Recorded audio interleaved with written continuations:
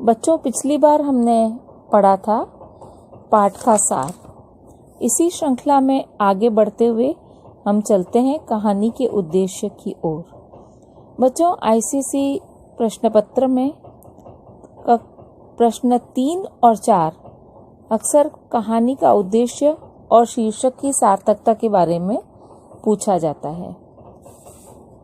कहानी का उद्देश्य लिखना जरूरी होता है।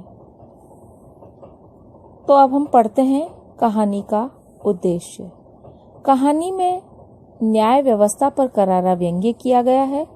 साथ ही समाज के उच्च तथा प्रतिष्ठित पदों पर आसीन लोगों पर भी प्रहार किया गया है, जो रिश्वत लेकर भी सम्मानित जीवन व्यतीत करते हैं, जबकि एक निर्धन व्यक्ति केवल एक अठन्नी की हेराफेरी करने के जुर्म में 6 महीने के कारावास का दंड भोगने पर मजबूर है।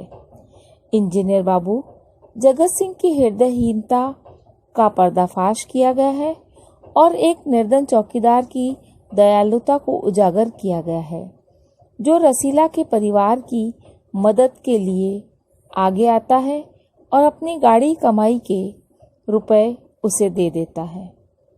यही सब बताना लेखक का उद्देश्य है।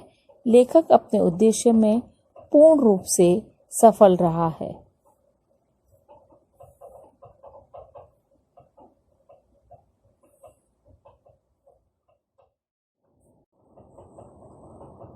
शीर्षक की सार्थकता।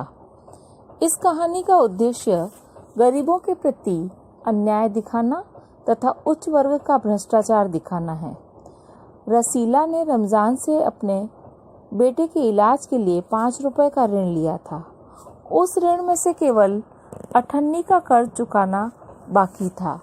मित्र के प्रति कृतज्ञता और ईमानदारी के कारण रसीला अठन्नी की बेईमानी करता है।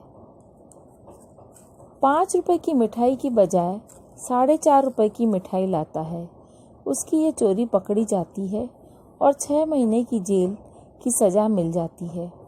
विडंबना यह है कि सजा देने वाले मजिस्ट्रेट और सजा दिलवाने वाले इंजीनियर बाबू दोनों ही 500 और 1000 की रिश्वत लेते हैं और चैन की नींद सोते हैं। कहानी का मुख्य बिंदु अठन्नी है और बात अठन्नी की यह शीर्षक बिल्कुल सटीक व सार्थक है। बच्चों, एक बात शीर्षक की सार्थकता में ध्यान रखना कि शीर्षक को हमेशा हमें सार्थक व सटीक ही बताना है। हमें लेखक के विरुद्ध जाकर बात नहीं करनी है।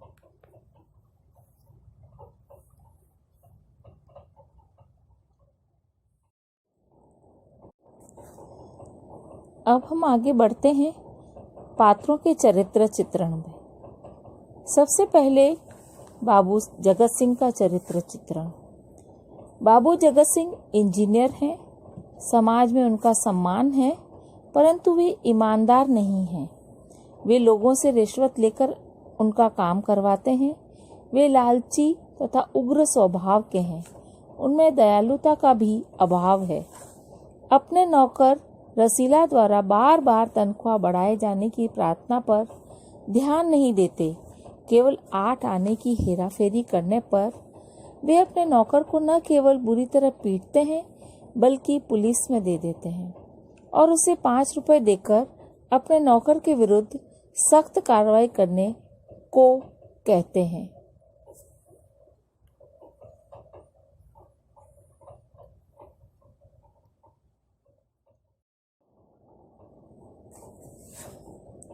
अब हम पढ़ेंगे रसीला का चरित्र चित्रण। रसीला बाबू जगत सिंह के यहाँ नौकर था। वह अत्यंत ही मेहनती तथा ईमानदार था। उसने रमजान से कुछ रुपए उधार लिए थे, जो उसने चुका दिए थे। केवल अठन्नी शेष रह गई थी। एक दिन उसने 8 आने की हेराफेरी की, पर डांटने डपटने पर अपना अपराध कबूल कर लिया और माफ करने की विनती की। यदि वो चाहता तो अदालत में झूठ बोलकर बचने की कोशिश कर सकता था, पर उसने वहां पर भी अपना अपराध स्वीकार कर लिया। मजिस्ट्रेट से प्रार्थना की कि यह उसका पहला अपराध है, इसलिए उसे माफ़ी दे दी जाए, फिर ऐसी गलती न होगी।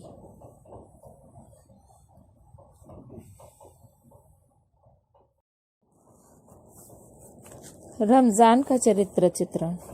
रमजान जिला मजिस्ट्रेट शेख सलीमुद्दीन के यहाँ चौकीदार था। वो बहुत ही दयालु स्वभाव का था।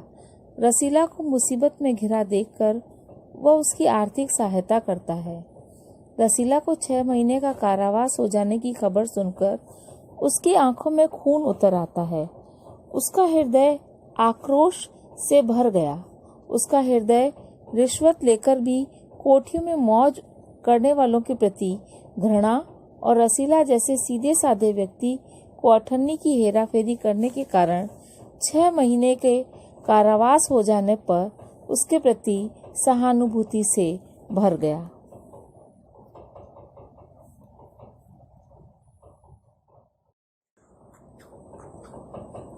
शेख सलीमुद्दीन का चरित्र चित्रण। शेख सलीमुद्दीन जिला मजिस्ट्रेट थे। ये भी रिश्वतखोर थे। रिश्वत लेने के मामले में वे बाबू जगत सिंह के भी गुरु थे। जब कोई शिकार फंसता तो उससे रिश्वत के रूप में अच्छी खासी रकम वसूल कर लेते थे। न्याय के मामले में भी अपने विवेक का प्रयोग नहीं करते थे। उन्होंने रसीला को केवल अठन्नी की हेराफेरी के जुर्म में 6 महीने की कड़ी सजा सुना दी थी, जबकि रसीला ने अपना गुनाह मान लिया था और पहले ही जुर्म होने की बात कहकर रहम की अपील भी की थी और फिर कभी ऐसी गलती न करने का वचन दिया था।